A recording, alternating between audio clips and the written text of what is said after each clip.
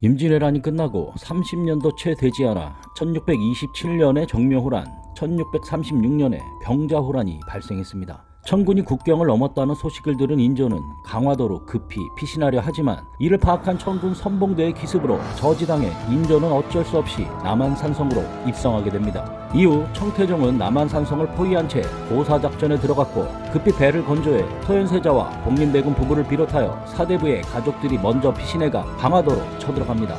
1637년 1월 30일 인조가 삼전도에서 굴욕적인 항복 의식을 행했습니다.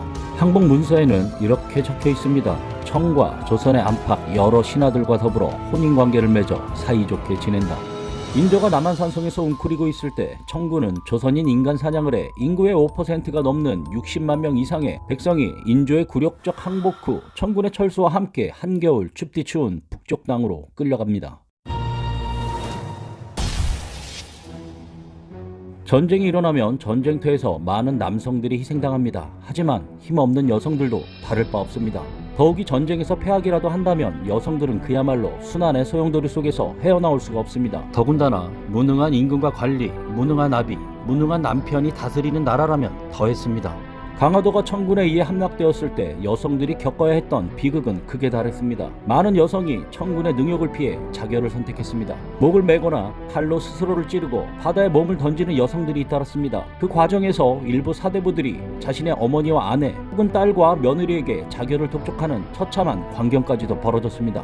죽으려면 같이 죽지 여자에게만 정절과 절개를 요구하는 꼴이란. 어떤 선비의 아내는 청나라군이 죽은 사람을 보면 옷을 모두 벗긴다니 내가 죽으면 서둘러 화장하라고 신신당부한 뒤 목을 매 죽었습니다. 토굴 안에 숨어 있다가 적병이 불을 질렀는데도 나오지 않고 그대로 타죽고만 여인 청군이 끌고 가려 했지만 끝까지 버티다 청군이 총을 난사해 몸에 살이 다 뜯겨나갔지만 꼿꼿이 선 채로 죽음을 맞이한 여인, 꼭 사대부 여인뿐만 아니라 천민 여인들도 줄줄이 목숨을 끊었습니다. 항복 문서의 내용에는 백성들이 압록강을 넘기 전에 도주하면 쫓지 않겠으나 국경을 넘은 후 도주하여 조선으로 돌아오면 조선 임금이 이들을 잡아 반드시 청으로 돌려보내야 하며 이를 어기면 인조를 왕위에서 끌어내린다는 것입니다. 도주하다 잡힌 조선 포로들은 청군에 의하여 발 뒤꿈치가 잘려나갔습니다. 다시는 도망가지 못하게 하기 위해 일본은 천신만고 끝에 만주에서 압록강까지 도망쳤으나 이들을 맞이한 것은 조선 관군들의 화살과 어서 돌아가라는 명령뿐이었습니다. 조선인들은 청으로 끌려가 집안의 첩이나 노리개, 노비, 만주족 귀족의 집사에 이르기까지 다양한 일을 했습니다. 또 젊은 남성들은 명나라와의 전쟁에 총알바지로 투입되어 죽어갔습니다. 개중에 솜씨 있는 기술자는 세금도 면제해주고 특별한 대우를 받기도 했으나 나머지는 노예시장에 팔려 끌려갔고 또 되팔려 어딘지도 모르는 곳으로 사라져야만 했습니다. 고려의 몽골 침략, 조선의 임진왜란, 병자호란을 거쳐 스탈린에 의한 연해주 한인의 중앙아시아 강제이주, 일제강점기, 강제징용 징병 위안부 등 순환의 역사 속에서 백성들은 노예 처지가 되어 세계 곳곳으로 끌려다니고 팔려나간 것입니다.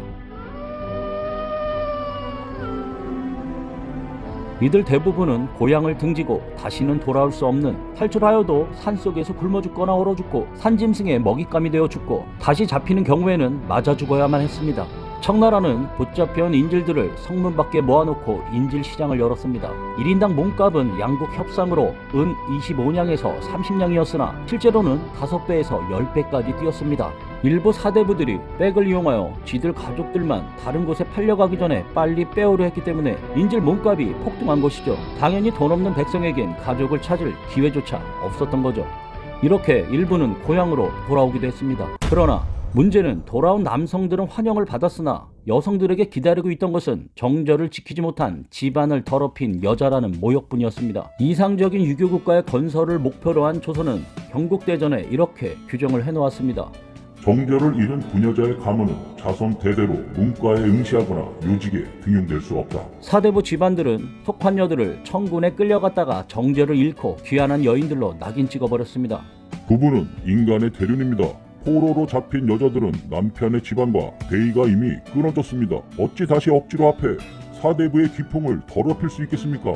우리 동방은 예의의 나라인데 인조는 포로로 잡혀갔던 여자들은 이미 본심에서가 아니었고 죽을 수도 없었다며 이혼 불가를 명했고 더는 재혼하지 말라고 매듭지었습니다. 하지만 이혼을 요구하는 상소는 계속 빗발쳤습니다. 이런 조선사회 냉대 속에 힘겹게 조선에 돌아왔으나 나무에 목을 메고 강에 몸을 던지는 여인들의 비극이 계속되자 최명길은 팔도에 절개를 회복하는 강, 즉 해절강을 지정하여 여기서 몸을 씻은 여인들은 절개가 회복된 것으로 국법으로 정해야 한다고 했습니다. 그러나 그런 노력에도 당시 사회는 이 여인들을 감싸 안지 않고 그 자식들조차 오랑캐의 자식으로 차별했습니다. 누가 무슨 자격으로 여인들의 정절을 논하고 꾸짖는단 말입니까? 못난 임금, 못난 아비, 못난 남편을 만난 여인들에게 병자호란을 배경으로 한 강도 몽유록에는 이런 글귀가 나옵니다. 나라의 수치에 충신으로 의에 죽은 사람은 하나도 없고 매서운 정절을 보인 것은 부녀자뿐이니